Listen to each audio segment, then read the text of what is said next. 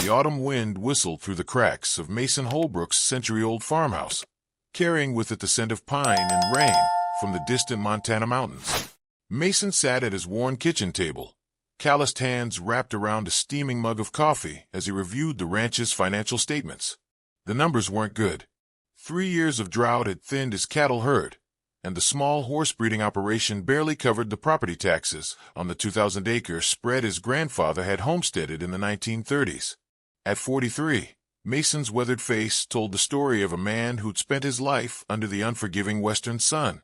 The creases around his eyes had deepened since Sarah's passing 2 years ago, lung cancer that moved too quickly for anyone to prepare.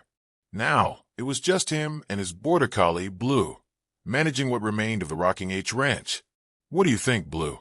Sell the south pasture or the timber rights?" Mason muttered. The dog's ears perked up at the sound of his name, but his response was cut short by an unfamiliar sound, a soft, mewling cry from the direction of the front porch. Mason tensed. Living 15 miles from the nearest neighbor meant unexpected visitors were rare, especially after sunset. He reached for the shotgun mounted above the kitchen doorway, a habit formed from years of dealing with predators, both animal and occasionally human, drug runners who sometimes used the remote backcountry routes near the Canadian border. Blue was already at the door, not barking but whining softly, his tail making uncertain sweeps. Mason flicked on the porch light and peered through the window. Seeing nothing threatening, he cautiously opened the door, shotgun at his side. The crying grew louder, and Mason's breath caught in his throat. There, nestled in a wicker basket lined with a pink blanket, lay an infant, a baby girl, no more than 3 months old, her tiny face red from crying against the chilly night air. What in God's name? Mason carefully set the shotgun against the wall and knelt beside the basket. The baby's cries softened as she looked up at him with wide, dark eyes that reminded him painfully of Sarah's. A folded piece of paper was tucked beside her, and with trembling fingers, Mason opened it. The message, composed of letters cut from magazines and newspapers, sent ice through his veins. "Return her and live. Keep her and die. You have 3 days." Mason quickly scanned the darkness beyond his porch, suddenly feeling exposed. Nothing moved except the shadows cast by pine trees, swaying in the wind. He gathered the basket and hurried inside, locking the door behind him. "Who would leave a baby here?" he whispered, gently lifting the child from her basket. She was dressed in a clean onesie and smelled of baby powder. Tucked alongside her was a diaper bag containing formula, diapers, and a small stuffed lamb. Mason's first instinct was to call Sheriff Daniels, but as he reached for his phone, he hesitated. The note wasn't just a threat. It was addressed specifically to him. Return her implied someone thought he had a connection to this child, but he didn't know any young families, and Sarah had been unable to have children, a private grief they'd carried throughout their marriage. The baby began to fuss again, tiny fists waving in the air. Mason awkwardly prepared a bottle following the instructions on the formula can. As she hungrily drank, he studied her features, olive skin, dark curly hair, and something familiar in the shape of her nose and chin that he couldn't quite place. "What mess have you been dropped into, little one?" he murmured. His phone buzzed with a text message from an unknown number. "I see you found her. Clock is ticking. Look for instructions." Mason's heart hammered against his ribs. Whoever left the baby was watching him, and they had his phone number. This wasn't a random abandonment. This was something targeted, something personal. But who would think he had any connection to an infant? And more importantly, what would happen when the 3 days were up? As if sensing his fear, Blue pressed against Mason's leg, while the baby's eyes drifted closed, her tiny hand wrapped around his finger.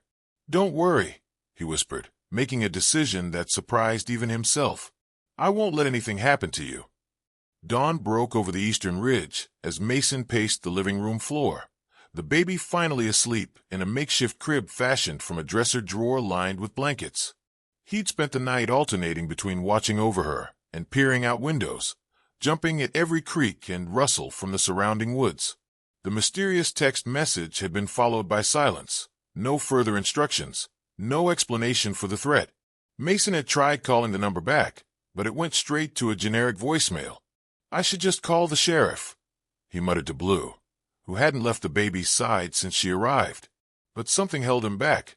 If the person watching knew where he lived and had his phone number, they might have connections. In these remote parts, information traveled, and he couldn't risk putting the child in danger if the threat was real. Instead, Mason snapped photos of the note and the text message, then carefully examined the baby's belongings for any clue to her identity. The diaper bag revealed nothing, no name, no birth certificate, not even a brand tag on the clothing that might indicate where it was purchased. The only distinctive item was the stuffed lamb, with a small silver bell around its neck. As the baby slept, Mason searched his own memory for anyone who might connect him to an infant. His brother had died in Afghanistan 10 years ago, unmarried and childless. Sarah had a sister in Seattle, but they'd lost touch after the funeral. None of his ranch hands had young families. The puzzling familiarity of the baby's features nagged at him. By mid-morning, the baby was awake and fussing. Mason awkwardly changed her diaper and prepared another bottle, surprising himself with how quickly he was adapting to these unfamiliar tasks. "You need a name," he said as she drank. "At least until we figure this out. How about Lily?" Sarah always liked lilies. Lily made a small gurgling sound that Mason took as approval. With the baby fed and seemingly content, Mason made a decision. He couldn't sit around waiting for instructions while under threat. He needed information, but also needed to keep Lily safe. He'd go into town, but take her with him. Keeping her close seemed safer than leaving her at the ranch, where anyone could approach.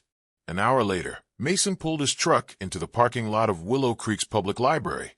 Lily secured in a carrier he'd improvised from an old backpack. The small mountain town, population 1,200, offered anonymity that the sheriff's office wouldn't. At the library, he could use a computer without leaving a digital trail from his home IP address. "Can I help you?" asked Eleanor Simmons, the librarian who'd been running the place since Mason was a boy. "Need to use a computer, Eleanor," Mason said, adjusting the carrier where Lily slept against his chest. Eleanor's eyebrows rose at the sight of the baby. "That's not something I expected to see, Mason Holbrook. You babysitting?" "Something like that," he replied evasively. "My niece," he added, the lie feeling bitter on his tongue. Eleanor didn't look convinced, but pointed him toward an empty computer station. 30 minutes free, then it's $1 per half hour. At the computer, Mason began searching for recent news about missing babies in Montana and neighboring states, finding nothing that matched Lily's description. He expanded his search to include Wyoming, Idaho, and the Dakotas. Still nothing. Either her disappearance hadn't been reported, or she'd come from farther away. On impulse, Mason typed his own name into the search engine, then Sarah's.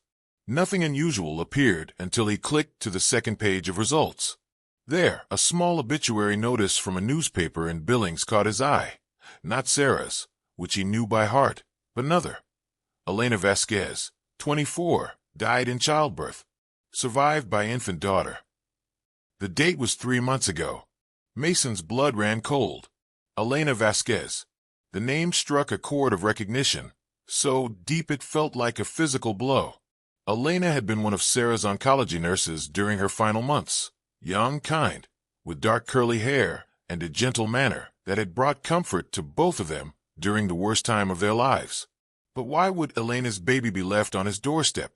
And who was threatening him? As if on cue, his phone vibrated with another text. "Warehouse. Riverside Drive. Midnight. Come alone or the child's father dies too." Mason stared at the message, his mind racing. Father? What did they think he knew? Lily stirred against his chest, her tiny hand finding his finger and holding tight. Dusk settled over Willow Creek as Mason drove back to the ranch, his mind churning with questions. The connection to Elena Vasquez couldn't be coincidence, but nothing made sense. He'd only known her as Sarah's nurse. They'd never spoken outside the hospital. And who was Lily's father? The text message implied he was in danger too. Back at the ranch, Mason secured the house, checking locks, closing blinds, and positioning his truck where he could make a quick exit if needed. He laid out supplies for Lily, prepared a thermos of coffee for himself, and cleaned his grandfather's revolver, loading it and securing it in his belt holster. "I don't like this, Blue," he told the dog, who watched him with worried eyes. "But I can't sit here waiting for them to come to us." At 11:30 p.m., Mason bundled Lily into his truck. He debated leaving her with someone he trusted, but the message had been clear: come alone, and he feared what might happen if he didn't have her with him. At least this way, he could protect her. The Riverside Warehouse District sat at the edge of town, a collection of metal buildings used for storing agricultural equipment and seasonal inventory for local businesses. Most were dark at this hour, but as Mason approached the address he'd found for Riverside Storage, he noticed a single light burning in a window of the largest building. He parked 100 yards away, tucking the truck behind a stack of lumber. With Lily secured in her improvised carrier against his chest, covered by his jacket, and the revolver at his hip, Mason approached on foot, every sense heightened. The warehouse door was unlocked. Mason drew his gun and pushed it open with his foot, wincing at the metallic creak that echoed through the cavernous space. Inside, the concrete floor was dotted with wooden pallets and shrink-wrapped equipment. A single bulb illuminated the center of the room, where a metal folding chair sat empty. "I'm here," Mason called, his voice steady despite the fear twisting his gut. "I brought the baby, like you asked." Silence answered him, broken only by Lily's soft breathing and the distant sound of the river. Then footsteps. A figure emerged from the shadows, a man in his 30s with dark hair and a face lined with exhaustion. He wore jeans and a flannel shirt, looking more like a local rancher than a kidnapper, except for the pistol in his hand. "Mason Holbrook," the man said, his voice carrying a slight accent Mason couldn't place. "You're punctual. That's good. Who are you?" Mason asked, keeping his own weapon visible, but pointed at the floor. "What's this about?" "My name is Daniel Vasquez. Elena was my sister." The man's expression hardened. "And that baby you're holding is my niece, Sophia." The name hit Mason like a physical blow. Sophia, not Lily. This child had a name, a family, a history he knew nothing about. "Your sister was Sarah's nurse," Mason said carefully. "I barely knew her. I don't understand why someone left her baby on my porch with a death threat." Daniel's eyes narrowed. "Don't play innocent. Elena told me everything before she died. About the affair, about how you promised to leave your wife for her, about how you abandoned her when she got pregnant." Mason felt as if the floor had dropped away beneath him. "Affair? That's impossible. I never." "She kept all your messages," Daniel cut in. "All the promises. She believed you loved her until the end." Mason's mind raced. Someone had impersonated him, used his identity to manipulate Elena. "But why?" "I never sent any messages to your sister," Mason said firmly. "I was with my wife every day during her cancer treatments. Sarah was never alone at that hospital. You can check with the staff, the visitor logs. Someone is lying to you." Doubt flickered across Daniel's face, quickly replaced by anger. "Then how do you explain this?" He pulled out a phone and held it up, showing a photo of what appeared to be Mason embracing Elena outside the hospital. Mason stepped closer, squinting at the image. The man did look remarkably like him, same build, similar clothing, but the face was partially obscured.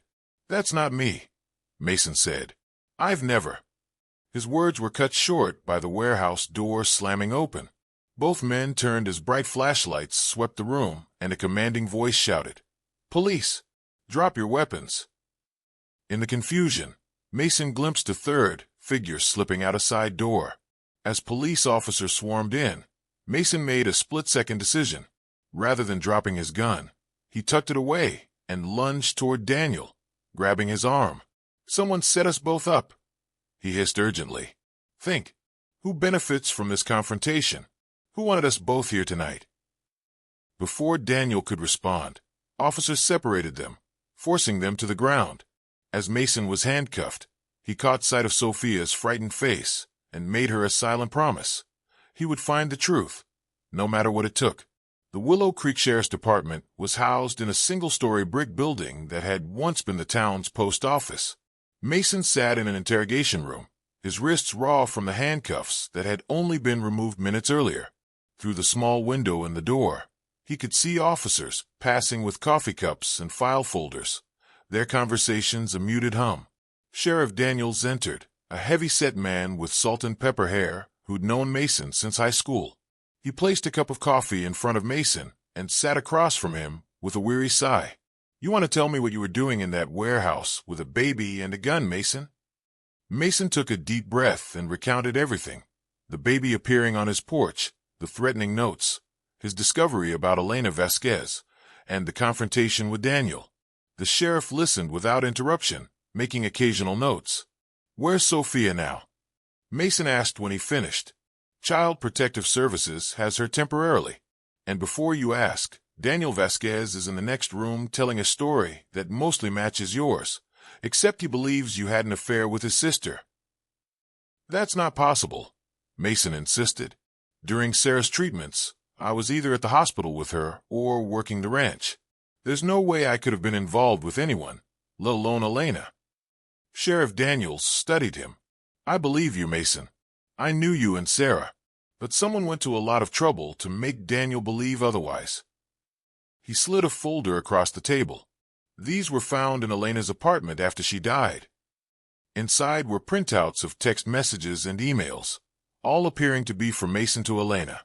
Love notes, promises, discussions about their future together, all dated during Sarah's cancer treatments. Mason felt sick reading them. "This wasn't me," he said firmly. "Someone stole my identity." "That's what I'm thinking too," the sheriff agreed. "The question is why? Who benefits from setting you and Daniel against each other?" A knock at the door interrupted them. Deputy Collins entered, her expression grave. "Sheriff, we've got a problem. Mr. Vasquez is gone." "What do you mean gone?" Daniels demanded. "He was in custody. Someone posted his bail. By the time the paperwork was processed, he'd vanished. And," she hesitated, "the same person filed emergency custody papers for the baby. Judge Winters signed off on it before we could intervene." Mason was on his feet instantly. Who is Sophia?" The deputy consulted her notes. "A woman named Margaret Holbrook.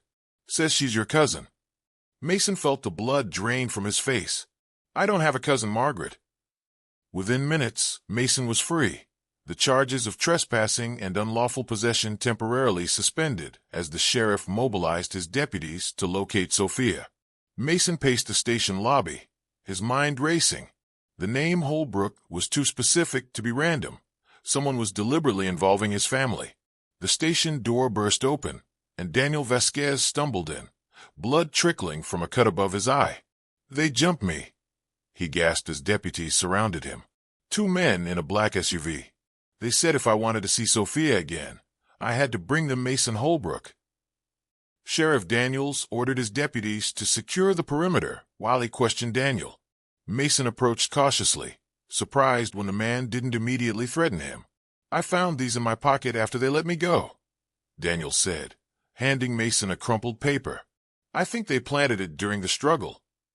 It was a deed to mining rights, dated 1978, signed by Mason's grandfather and a man named Victor Vasquez.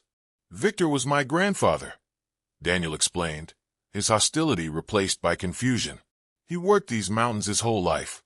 I never knew he had any legal claims here." Mason studied the document. "This parcel borders my ranch, the North Ridge. There's nothing there but scrub pine and rocky slopes." Sheriff Daniels examined the deed. "This looks authentic, but I don't understand the connection to Elena or the baby." "I think I do," Mason said slowly. 3 months ago, a mining company approached me about surveying that same ridge. Said there were indications of rare earth minerals. I turned them down." Daniel's eyes widened. "Elena mentioned a man who kept visiting her during her pregnancy, a businessman who asked a lot of questions about our family. She thought he was from social services." The pieces were falling into place. Someone wanted that land badly enough to create an elaborate scheme, pitting the Holbrook and Vasquez families against each other while positioning themselves to take custody of Sophia, gaining leverage over both men. Mason turned to Daniel, offering his hand. "I never knew your sister, but it seems we're both being played. I think the only way to find Sophia is to work together." Daniel hesitated, years of manufactured hatred warring with his concern for his niece. Finally, he clasped Mason's hand. For Sophia. Mason nodded grimly. For Sophia. The first hint of dawn colored the eastern sky as Mason's truck bounced along the service road leading to the north ridge of his property. Beside him, Daniel Vasquez gripped the dashboard, his face set in grim determination. In the back seat, Sheriff Daniels checked his service weapon while Deputy Collins monitored the radio. The mining company, Mason said, breaking the tense silence, was called Blackwell Resources. Their representative, a man named Reynolds, was particularly insistent. Blackwell, Daniel repeated. That name was on Elena's visitor log at the hospital several times. A woman, Diane Blackwell. Sheriff Daniels leaned forward. Blackwell Resources is owned by Harrison Blackwell. Made millions in Wyoming coal before diversifying. His daughter Diane runs their rare minerals division. So they identified a valuable deposit on land that was jointly owned by our grandfathers, Mason reasoned. But the deed was lost or forgotten. Instead of negotiating fairly, they created this elaborate scheme to turn us against each other. While positioning themselves to gain control of Sophia, Daniel added bitterly, using my niece as a pawn. The road ended at the base of the ridge. Above them, a cluster of trailers and equipment stood silhouetted against the lightening sky, a mining camp that hadn't been there 2 days ago.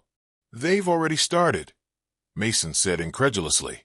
They must have been waiting for us to eliminate each other.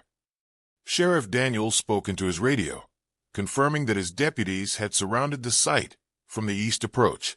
Remember, our priority is recovering the child safely. We don't move until we confirm Sophia's location. They approached on foot, using the pine trees for cover. As they drew closer, Mason could make out 4 trailers arranged in a square, with excavation equipment parked nearby. 2 armed guards patrolled the perimeter, private security, not miners. Deputy Collins pointed to the largest trailer, where a faint light glowed behind closed blinds. Movement inside. Using hand signals, the sheriff directed his deputies to take positions surrounding the camp. Mason and Daniel were instructed to stay back, a command both men silently agreed to ignore once the officers moved ahead. I'm not waiting here while Sophia is in danger, Daniel whispered. Mason nodded. There's a maintenance shed behind the main trailer. If we can reach it, we might be able to see inside.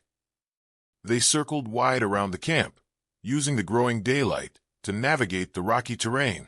From their new position, they could see directly into the main trailer through a gap in the blinds. Inside, a woman in an expensive suit paced back and forth, talking animatedly on a phone. A portable crib stood in the corner. That's her, Daniel hissed. Diane Blackwell. And Sophia's in the crib. Mason placed a restraining hand on Daniel's arm. Wait for the sheriff signal. If we rush in, someone could get hurt. But their decision was made for them when one of the guards spotted movement among the deputies and raised the alarm. Gunshots cracked through the morning air as the security team exchanged fire with the police. In the chaos, Mason saw Diane Blackwell scoop up Sophia and rush toward a helicopter that had been hidden behind the largest trailer, its rotors already spinning. She's getting away, Mason shouted, breaking cover and running toward the aircraft, Daniel close behind him. The helicopter began to lift just as they reached it. In a desperate move, Daniel leaped and caught the landing skid, his weight causing the aircraft to dip dangerously. Mason jumped too, grabbing the opposite skid and pulling himself up to the partially open door. Inside, Diane Blackwell clutched Sophia with one arm while trying to steady herself with the other. Her eyes widened in shock as Mason forced the door open wider. It's over, Diane, he shouted over the roar of the rotors. Land this thing now. This land is worth millions, she screamed back. My father spent years tracking down that deed. We deserve this opportunity. The helicopter swayed dangerously as the pilot struggled to compensate for the extra weight. Mason lunged forward, his sole focus on reaching Sophia. His fingers closed around the baby's blanket, just as Diane lost her balance. For one heart-stopping moment, Mason thought they would all fall. Then Daniel appeared at the opposite door, creating a counterbalance. Together, They secured Sophia between them as Sheriff Danielle's voice boomed through a megaphone, ordering the pilot to land. Slowly, the helicopter descended. The moment it touched down, deputies swarmed the aircraft, taking Diane Blackwell into custody, while Mason and Daniel huddled protectively around Sophia, who miraculously had slept through the entire ordeal. As the sun crested the ridge, bathing the mountainside in golden light, Mason looked at Daniel and the baby between them. This unexpected family forged through adversity. "What happens now?"